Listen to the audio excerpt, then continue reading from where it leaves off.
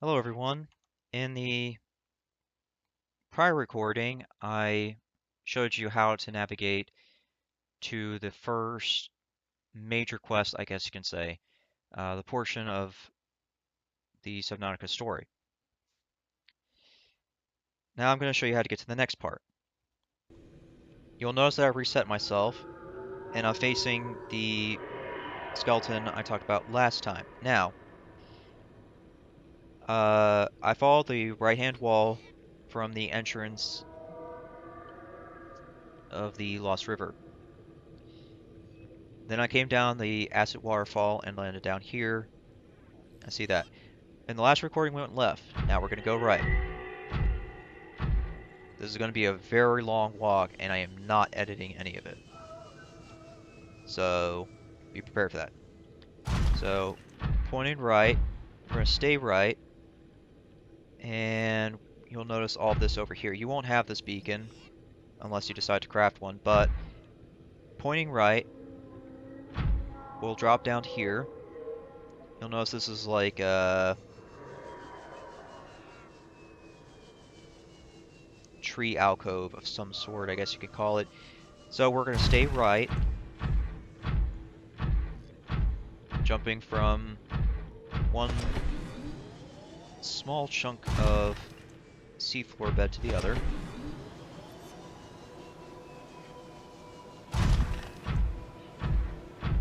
And then we're gonna make that next jump.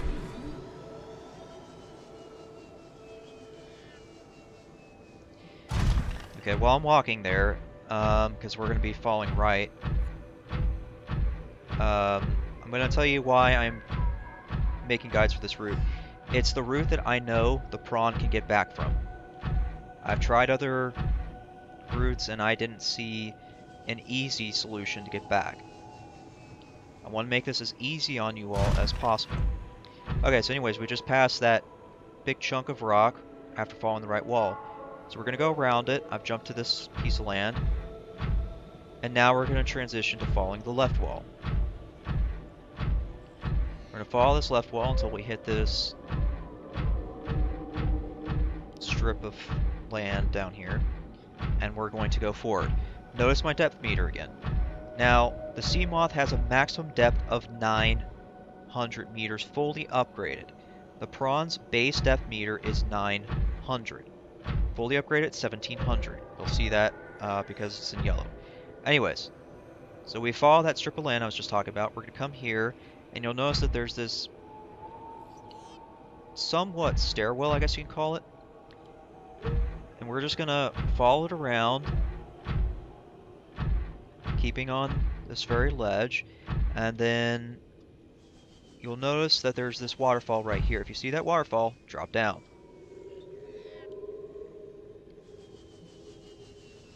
And this will get you to the lava zone, or inactive lava zone, I think it's called. Drop right on down. Now, the prawn can make it back up here by that rampish looking thing I was talking about. This is very easy to get back from. Anyways, so you'll notice that we're at the very start of the inactive lava zone. We're going to drop down some more, and we're going to follow right when we drop down. You'll notice this river of lava, I guess you can call it. Now, before I follow that, let me just look back. You'll notice that there's shelves here for the prawn to get back from, because the prawn has a base 900. It will not get to this area immediately. You'll have to get the very first module for it, the depth module Mark 1. Once you have that, you should be able to do this. I'll double check the numbers after this, but let's go ahead and follow this river. We're going to be following the right-hand wall, keeping that river on our left.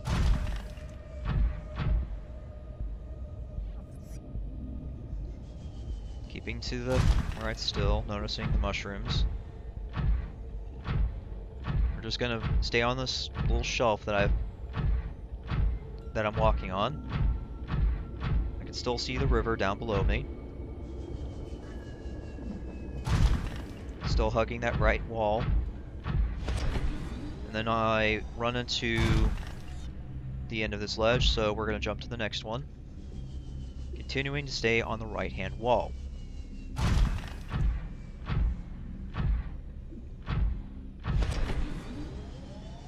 Jumping to that. Still staying to the right-hand wall, but we're not going to jump up to that ledge. Where you see this, I guess you can say, miniature waterfall of lava, we're going to drop down.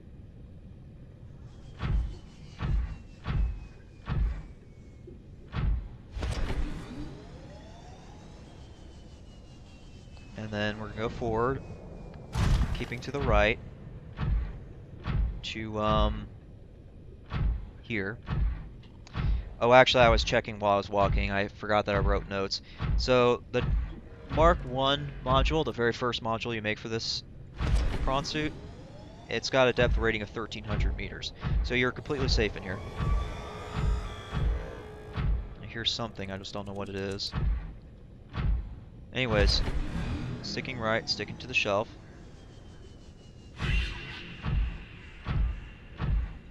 Alright, and then we reach the end of this shelving. We're going to drop down. We're going to go in between those arcs.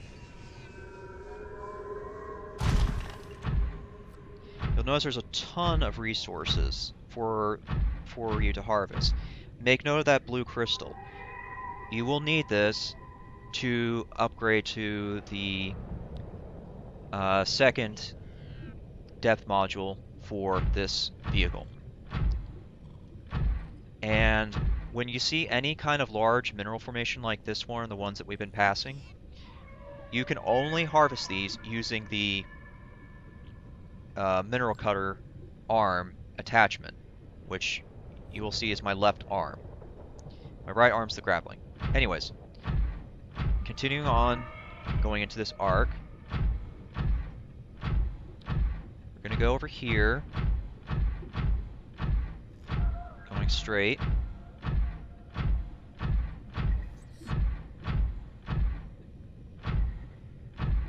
Keep going straight. Following this a little bit, keeping that on my right.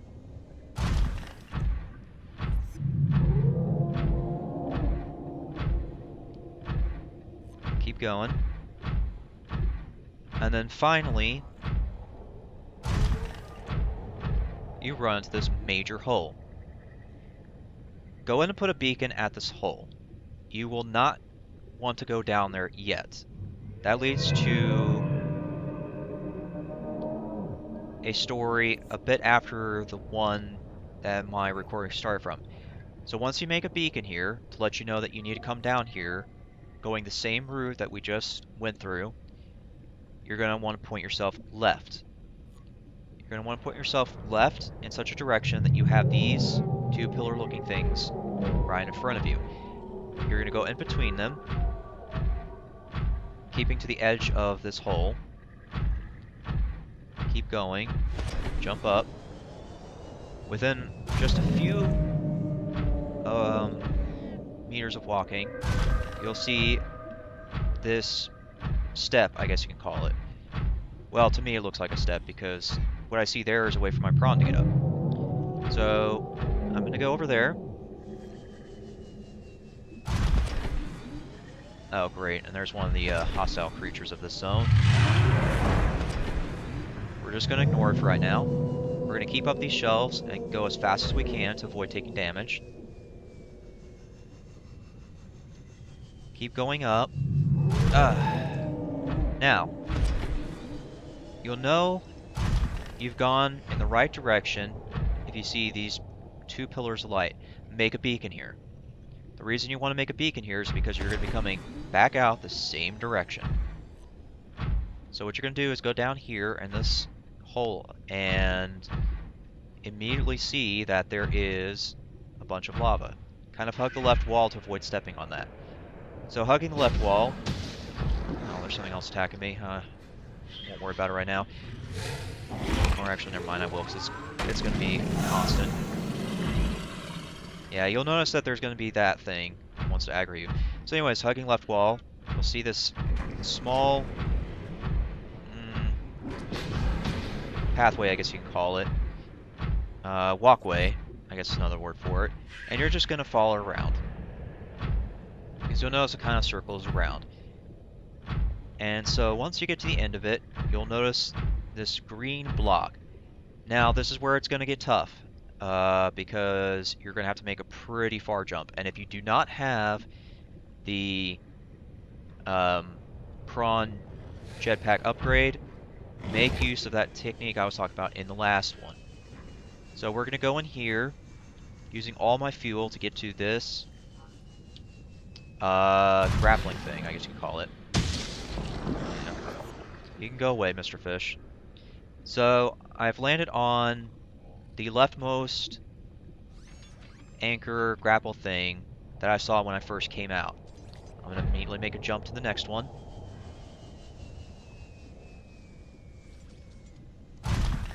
And then rest a second. Make an immediate jump here. And there we go. Now you'll see that right there. That's your next jump target. I won't go inside because I don't want to give you spoilers. Alright, I'm going to end the recording here, and we're going to go to the next part.